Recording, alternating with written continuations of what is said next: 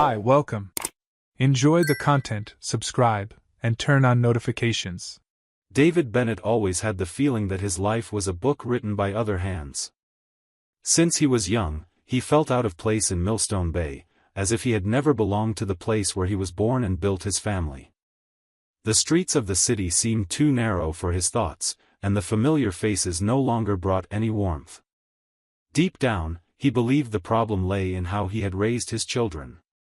During Grace and Eric's childhood, he dedicated himself to giving them everything he could.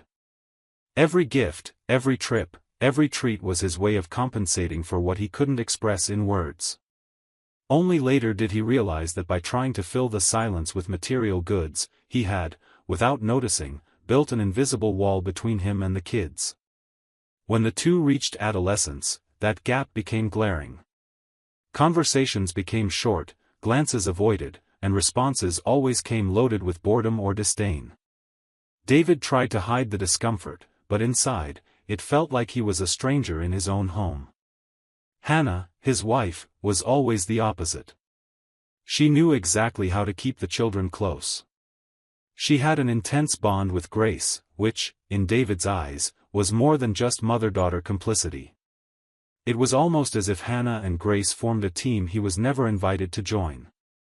Eric, on the other hand, floated between both sides, seeking his own space. When Grace and Eric finished high school, David saw a chance to start over. He proposed moving to Clearwater Springs, hoping that a new place would erase the weariness of the past. He imagined that in a different setting, he could regain the lost dialogue and reverse the years of distance. He sincerely believed that the gap between him and his children was a result of the exhausting routine and monotony of the town where everyone seemed to know too much about each other. However, reality was merciless. The move didn't bring any renewal. On the contrary, the marriage, which already showed signs of strain, began to crumble completely. Hannah seemed increasingly absent. The children, now adults, went on with their lives, and David was left with what remained, a cold and silent house, where even the objects seemed to be witnesses to his failure. The emptiness settled in permanently. David was downtown, sitting in a small cafe where he usually spent his afternoons, with his cell phone on the table and a now-cold cup of coffee beside him. It was his daily refuge, a place where no one bothered him and where he could immerse himself in his silent readings. It was during this repetitive and lonely cycle that an unexpected phone call changed everything. Grace called, her voice trembling, saying that Hannah had fallen at home and fractured her ankle. The news, by itself, caused immediate discomfort. However, something in the way she spoke aroused David's suspicion. He asked where Hannah was. Grace replied that she was at the hospital. Without delay, he wanted to know if she was the one who took their mother there. Grace hesitated, stuttered, stumbled over her words, until, with difficulty, she said she didn't know how her mother had gotten to the hospital. That answer had an immediate impact. David felt as if everything around him had been suspended for a moment. What had once been just a vague uneasiness turned into an uncomfortable certainty that there was something much bigger behind this situation. Without wasting time, he called Eric. His son, surprised, said he didn't know anything, that no one had told him anything. David's unease grew quickly. Without thinking of excuses or justifications, he immediately headed to the hospital, feeling his blood boil with every mile. He needed to look Hannah in the eye and get the truth out of her, the truth that everyone seemed to be hiding. When he arrived, the scene he found was worse than he had imagined. Hannah, seated with her ankle immobilized, seemed more concerned with avoiding his gaze than with her own pain. When he asked how she had gotten there, she only muttered that she had called a taxi. The response came dry, rehearsed, and full of nervousness that was impossible to disguise. David realized at that moment that he was surrounded by lies. Even though she tried to maintain the charade, Hannah got lost in her own words, unable to sustain the improvised version she was telling. Each sentence she uttered only made the situation more uncomfortable, as if she were digging herself deeper and deeper into a hole. The taxi excuse sounded too weak for someone who had known her for so many years. David didn't press further. He knew any question at that moment would be futile. He simply observed in silence, his gaze fixed on her, as if he already understood everything but was waiting for the right moment to act. When the doctor released Hannah, he got up, accompanied her to the exit, and the two left the hospital side by side, without exchanging a single word. The silence between them was heavier than any argument. Inside the car, his eyes fixed on the road, David broke the silence abruptly, without beating around the bush, asking what had been on his mind since the hospital. He slightly turned his face and, without changing his tone, shot, "Why didn't you call me instead of taking a taxi?" Hannah hesitated, searching for words that wouldn't come, until she mumbled something about not wanting to bother him, but the excuse sounded too empty to convince. David couldn't sleep that night.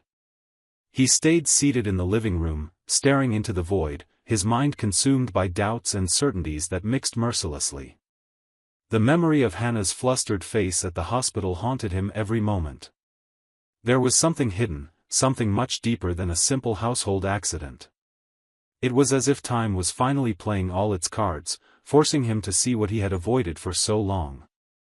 In the early hours of the morning, when silence still dominated the house, he picked up the phone and decided to call Eric. He needed to hear from his son some words that might, at least, organize that whirlwind. Eric answered with a tired voice, as if he already knew the reason for the call. David went straight to the point, without beating around the bush, asking him to come to his house. The response came in a resigned tone, as if the son was already prepared for what was coming. A short while later, Eric arrived, carrying an expression on his face that was hard to decipher. The two went out for a walk, as if they needed a neutral place for that heavy conversation. They walked side by side through the quiet streets, without hurry. When they reached a more secluded stretch, David stopped and faced his son. He didn't need to say anything. He just kept his gaze steady, waiting for Eric to spill everything at once, without circumlocutions, as if that moment had been stored away for years, waiting for the right time to explode. Eric took a deep breath and began to speak, as if the words weighed more than he could bear. He said that he and Grace had kept a secret for years, a secret that started back when they lived in Millstone Bay. He recounted that during their teenage years, he and his sister discovered that Hannah was having a relationship with Mark Ellison, an old family friend. They didn't know how to react at the time.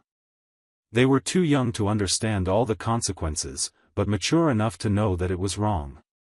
The shock of seeing their mother with another man stayed with them like a wound that never healed.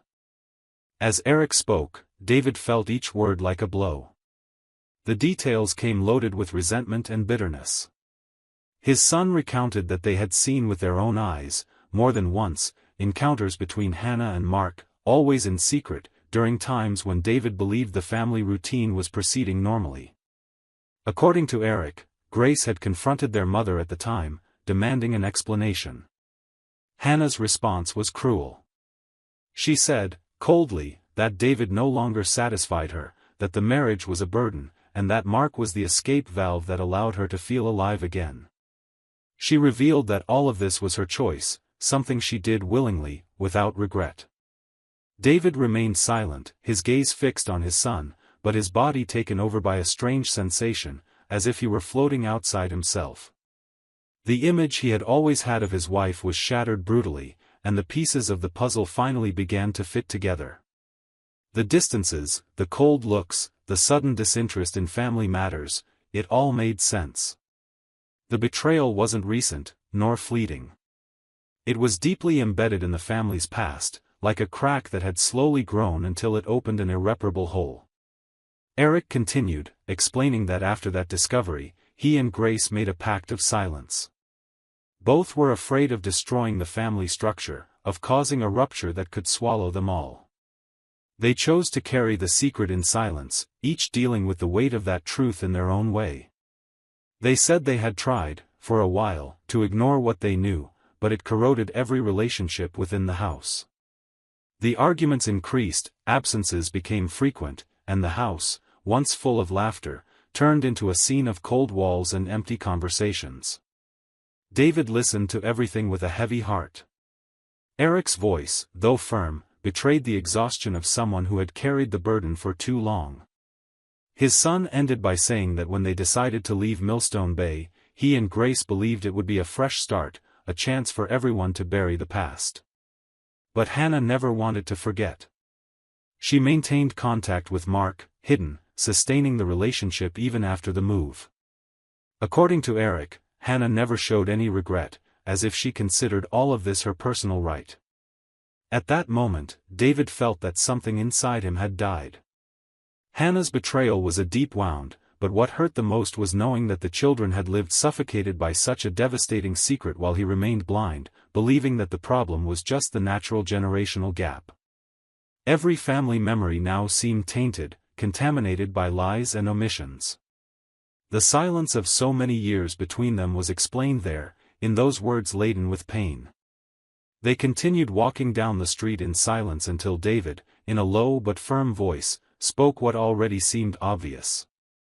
Without looking at his son, he said with a bitter tone, as if merely confirming what he already knew, "So it was Mark who was with Hannah when she got hurt.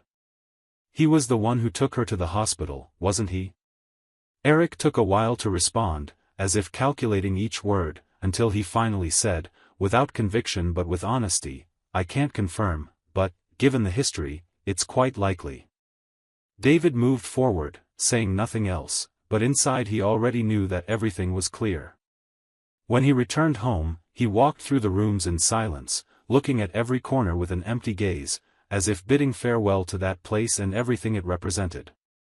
At that moment, he understood that his story there had come to an end. Nothing worth keeping remained. Everything that once was a memory now turned into a burden, and he felt, with absolute certainty, that it was time to leave, without looking back. David stayed at home for 2 more days, quiet, but not lost. His thoughts no longer ran in circles as they had before. The decision was made, and this time there was no room for hesitation. With calmness, he reviewed every bank account, every investment, every value saved throughout an entire lifetime of work. The money was there, untouched, accumulated with the same rigor he used to maintain his routine during all those years. It wasn't about revenge or punishment, it was simply the need to free himself, to sever the last thread that still tied him to that scene. Without making a fuss, he began to organize everything. He sold stocks, closed investments, cashed out funds kept for decades, and transferred amounts carefully, strategically ensuring that every movement went unnoticed by anyone who, out of curiosity or malice, might try to track his steps. The final sum of all the reserves, which he had once accumulated thinking of a peaceful retirement alongside a family that no longer existed, amounted to about $2 million. Now, that money ceased to be a future plan and became the definitive passage to a distant fresh start, where no one knew his name and where he could, finally, disappear completely. He packed only a few clothes, the bare necessities to leave without looking back, leaving Hannah the house and the car, as if returning to her the stage where all those lies had been performed for so long. He booked the ticket discreetly, for a flight to Spain, specifically to the island of Majorca. There was no elaborate plan, no itinerary. His only intention was to disappear, to vanish from everyone's memory, to start anew in a place where his name carried no weight. In the final minutes before departure, David walked through the house one last time. He looked at the kitchen, where he had pretended to be happy so many times, at the living room, which housed empty conversations, and at the bedroom, which witnessed cold nights and endless silences. No tears, no regrets, just an unshakable certainty that this chapter was closed. David waited for the right moment. When he learned that Grace had taken Hannah to the hospital to have her ankle re-evaluated, he saw the perfect opportunity. He grabbed the bag that was already packed, checked his documents, and walked out the front door, without leaving a note, message, or explanation. He left with the firm intention of never returning. He boarded with a small suitcase, containing only simple clothes, some documents, and the money. During the flight, he didn't think about Hannah, nor Grace, nor even Eric. He thought only about how vast the world was and how he had limited himself for so long to a life that he always knew was too small for what he carried inside him. As soon as he arrived in Spain, still getting used to the new time zone and the silence around him, the messages began to arrive. First came Hannah, with long texts asking where he was. Then came messages from Grace, alternating between desperation and resentment. Finally, Eric wrote, with a more restrained tone, almost as if he already understood his father's decision. David then decided to respond only to his son. Without revealing his location, he said simply that he had left forever, that he was fine, at peace, but that he didn't intend to return. He asked his son to take care of his mother and sister, making it clear that from then on, each would follow their own path. However, he made one direct request. He wanted Eric to tell Hannah that he knew everything, that the betrayal was no longer a secret, and that it was precisely because of this that he had decided to leave for good. There was no more room for pretenses or explanations. The truth, now, was exposed. He sent the message and moved on. Upon arriving in Mallorca, he rented a small, remote, and simple apartment. He bought new clothes, left his old phone behind, and adopted a local number. Every move was calculated to ensure that no one could reach him. He began to walk the streets without haste, observing the comings and goings of people, without the need to carry any past. The new routine brought something he had forgotten how it felt: peace. Over time, he came to appreciate that voluntary isolation. He began frequenting markets, small cafes, and even the square where many locals spent their afternoons chatting. Gradually, he got used to hearing another language around him, a clear sign that he was, finally, far from everything that had once imprisoned him. Months passed, and as expected, Hannah tried to make contact. First came emails, then messages sent by Grace, all with the same tone oscillating between distress and pleading. David read each word with the tranquility of someone who had already cut all ties. He ignored each attempt, one by one, as if simply closing the door on the past. None of them contained a genuine apology. All the messages revolved around discomfort, the shock of his disappearance, but never touched on the truth he carried in his chest. Time was his greatest ally. David learned, through Eric, that Hannah and Grace had tried to track him down, without success. It was as if he had evaporated. He left no traces, no clues, no loose stories. Eric was the only one with whom he kept an open channel, but always with one clear condition: never discuss his new life with the two of them.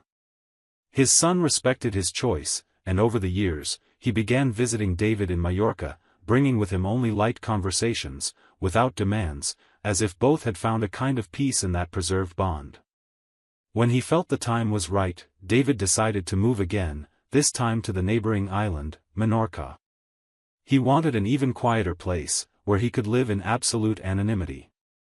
He bought a small house, with a simple facade, and there built his definitive refuge. He invested the remaining money wisely, ensuring that he lacked for nothing. He created a new routine, unhurried, without unwanted memories, only with the lightness of someone who, for the first time, was living according to his own will. He never mentioned Hannah's name again, nor even thought about her. To him, she had become just a closed chapter, with no need to revisit. His marriage, though still valid on paper, no longer existed in any other aspect. He had freed himself from everything, including his own emotional bonds. The escape wasn't an act of cowardice but a planned liberation, an act of survival, a personal rescue. Every day on that island was a reminder that life always offers a chance to start over, as long as one has the courage to abandon what is already dead. David, now at peace, knew that this exile was not a punishment but a conscious choice for dignity and freedom. And there, far from everyone, he finally understood the value of living in silence, listening only to the sound of his own light conscience. The months went by, and gradually, the messages stopped. Silence took over everything, but David didn't care. He lived his new daily life in peace, far from any memory that tied him to the past.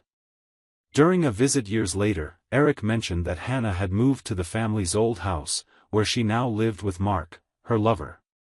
The news didn't surprise him. David listened without any reaction, as if he had already known beforehand how that story would unfold. He simply listened, in silence, with the serenity of someone who no longer carried grudges. 5 years had passed since his escape. Eric came to visit his father again, bringing unexpected news this time. Mark had passed away, leaving Hannah alone, without resources to move forward. Eric explained that he and Grace were now responsible for supporting her.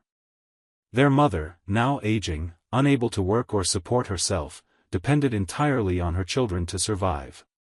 David listened to every word calmly. He, who had always had a keen eye for investments, had turned the $2 million he took with him into $4 million over these 5 years. He was a wealthier man, but above all, he was someone at peace with his conscience. Without hesitation, he told his son that he would send $2 million for him to manage, with one request: use the money to take care of his sister and mother, ensuring them a peaceful and dignified life. He made it clear that he didn't want gratitude or recognition, only that they do the right thing. Eric, moved, thanked him sincerely, knowing that this gesture spoke volumes more than any speech. Before leaving, Eric looked at his father with a mix of admiration and respect.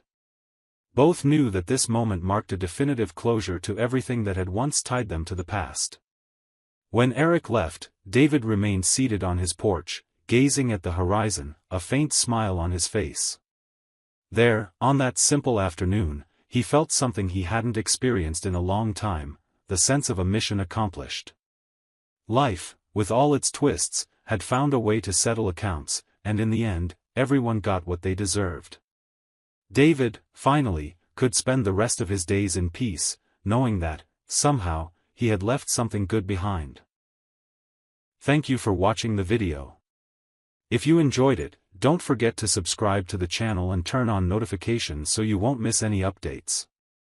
See you next time.